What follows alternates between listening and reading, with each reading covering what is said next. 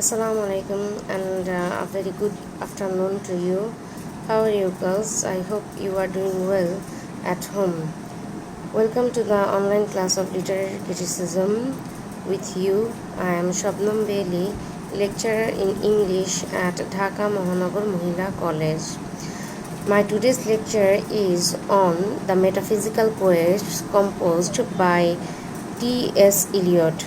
Today I will show you a brief biography of T.S. Eliot. Let's see. First of all, I would like to tell you who is T.S. Eliot. Actually, T.S. Eliot or Thomas Stearns Eliot was an American-born British poet, essayist, publisher, playwright, literary critic, and editor. He is best known for his poems The Wasteland and the Love Song of J. Alfred Prufrock. And these poems are a heavy poem that draws allusions on different genres and talked about poems in the literary history. Let's peep into the early life of T.S. Eliot. T.S. Eliot, or full form Thomas Stearns Eliot, was born in St. Louis, Missouri on September 26, 1888. He lived in St. Louis during the first 18 years of his life and attended Harvard University. In 1910, he left the United States for the Sorbonne, having earned both undergraduate and master's degree and having contributed several poems to the Harvard Advocate.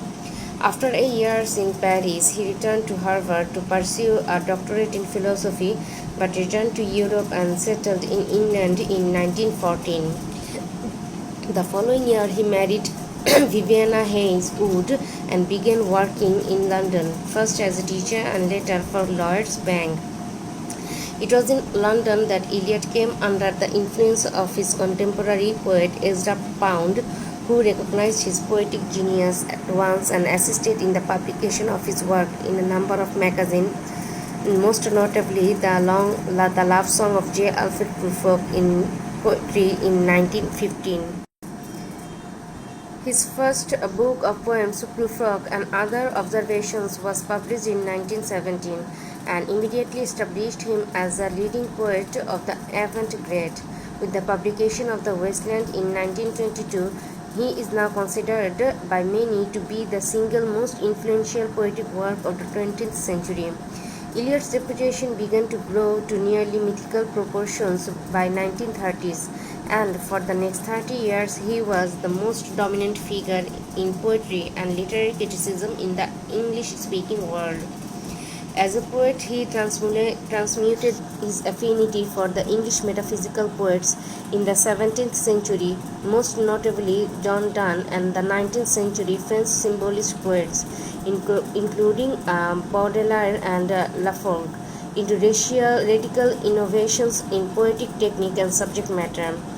His poems, in many respects, articulated the disillusionment of a younger, post-World War I generation with the values and conventions, both literary and social, of the Victorian era. As a critic, he also had an enormous impact on contemporary literary taste, propounding views that after his conversion to Orthodox Christianity in the later 30s were increasingly based on social and religious conservatism. His major later poetry collections include Ash Wednesday in 1930 and Four Quarters in 1943. His books of literary and social criticism include The Sacred Wood in 1920, The Use of Poetry and the Use of Criticism in 1933, After Strange Gods in 1934, and Notes Towards the Definition of Culture in 1940. Eliot was also an important playwright whose verse dramas included Murder in the Cathedral, The Family Reunion, and The Cocktail Party. He became a British citizen in 1927, long associated with the publishing house of Faber and Faber. He published many younger poets and eventually became the director of the firm. After a notoriously unhappy first marriage, Eliot separated from his first wife in 1933 and remarried Valerie Fletcher in 1956. T.S. Eliot received the Nobel Prize for Literature in 1948. He also won the Order of Merit by the British government, and he died in London on January 4, 1965. Actually, he died of emphysema at his home in Kensington in London, and he was cremated at Golders Green Crematorium. In according to his wishes, his ashes were taken to St. Michael and All Angels Church, East Coker, the village in Somerset from which Eliot's ancestors had emigrated to America. In 1967, on the second anniversary of his death, Eliot was commemorated by the placement of a large stone in the floor of Poets' Corner in London's Westminster Abbey. The stone, cut by designer Reynolds Stone, is inscribed with his life dates, his order of merit, and a quotation from his poems Little Gidding. The communication of the dead is tongued with the fire beyond the language of the living.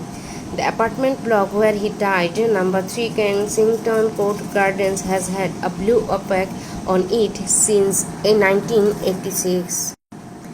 He is considered one of the 20th century's major poets, and he attracted widespread attention for his poem The Love Song of J. Alfred Prufrock in 1950, which was seen as a masterpiece for the modernist movement. It was followed by some of the best-known poems of him in the English language, like The Wasteland in 1922, The Hollow Man in 1925, Ash Wednesday in 1930, and Four Quarters in 1943.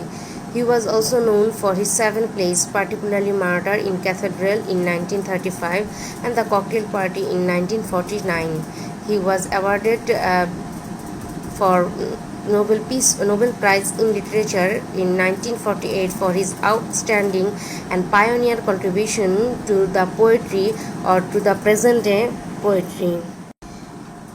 Eliot made significant contributions not only to the field of poetry and plays but also to the field of literary criticism, leaving strongly influence on the school of new criticism. He was somewhat self-deprecating and minimizing of his work, and once said his criticism was merely a byproduct of his private poetry workshop. But the critic William Emerson once said, "I do not know for certain how much of my own mind Eliot invented, let alone how much of it is a reaction against him or indeed a consequence of misreading him. He is a very penetrating influence, perhaps not unlike the east wind." Eliot's essays were a major factor in the revival of interest in the metaphysical poets. Eliot particularly praised the metaphysical poets' ability to show experience as both psychological and sensual, while all the same time infusing this portrayal with, in Eliot's view, wit and uniqueness. Eliot's essay Metaphysical Poets, along with giving new significance and attention to metaphysical poetry, introduced his now well-known definition of unified sensibility, which is considered by some to mean the same thing as the term metaphysical. So, we will discuss the metaphysical poets, or what T.S. Eliot has written, or what his views regarding metaphysical poets in his essay Metaphysical Poets, in our next classes or in next videos. So that's enough for today. Till then, stay safe, stay at home, and be healthy. Thank you.